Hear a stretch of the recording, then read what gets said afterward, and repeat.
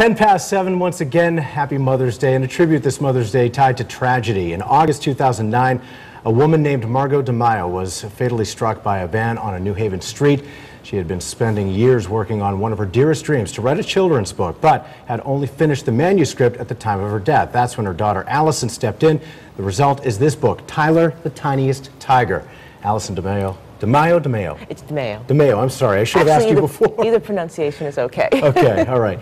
You live in Hamden. I do. Thank you for coming in. Now, so your mom was a cat lover. Big time, yes. Yeah?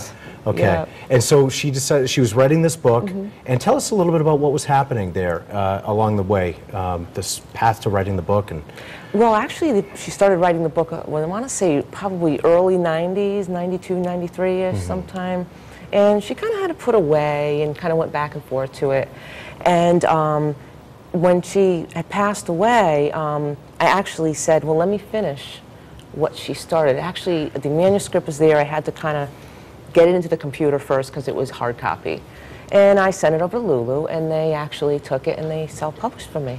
Okay, now your mom, this is a tough topic, of course. Yeah. She was hit by a van or some vehicle out just actually right near our studio at State and Elm Street, I understand, 3 years ago.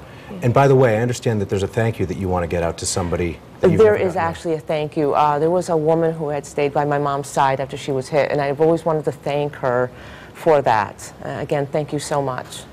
All right, well, hopefully she's watching, and certainly in spirit she's getting that gratitude. All right, so what's the book about?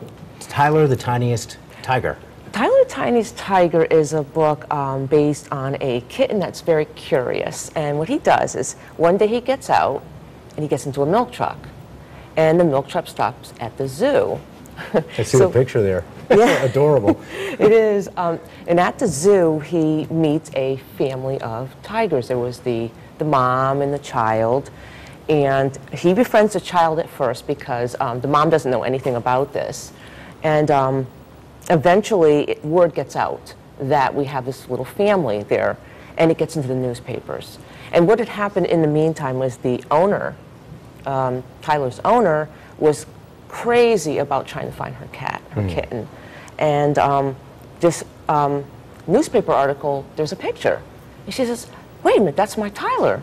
And so Tyler gets reunited at the end with his owner because of this whole newspaper article. Now, with you helping to continue and finish what your mom couldn't, I would imagine you probably feel just that much more of an enduring connection to your mom. It is enduring. She was the best there ever was. I know it's a cliche, but she was the best mom ever. I mean, she supported me through everything, through my education. She was. And there's a picture of the two of you together. That is correct, yeah. Another mom-daughter who looked like sisters. Yes. Both looking so good. Thank you. How can people get a copy of the book, by the way? They can go to lulu.com, LULU.com, or they can go to Barnes & Noble, or they can go to Amazon. Oh, okay, so it's readily available in lots of popular outlets, shall we say. Okay, and I understand you do a lot of philanthropy to honor your mom.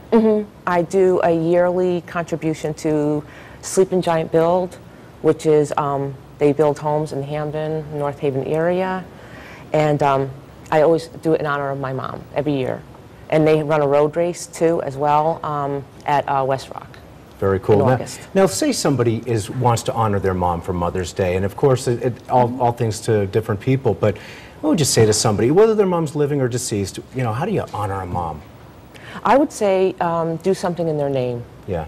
Make it immortal, basically. And that was actually one reason why I had written this book, was it would immortalize her, because people's memories fade, and though mine won't, you kind of get out of if you're not around, nobody kind of remembers you. So this book would make her be remembered like forever. Art endures, doesn't it? It does endure. All right. Well, we sure appreciate it, and I firmly believe your mom is nearby and smiling right now. Thank you very much for being with us. And for more information, by the way, you can certainly go to our website, WTNH.com, click on the Good Morning Connecticut section, and find out more about the book, about Allison, and about Margot.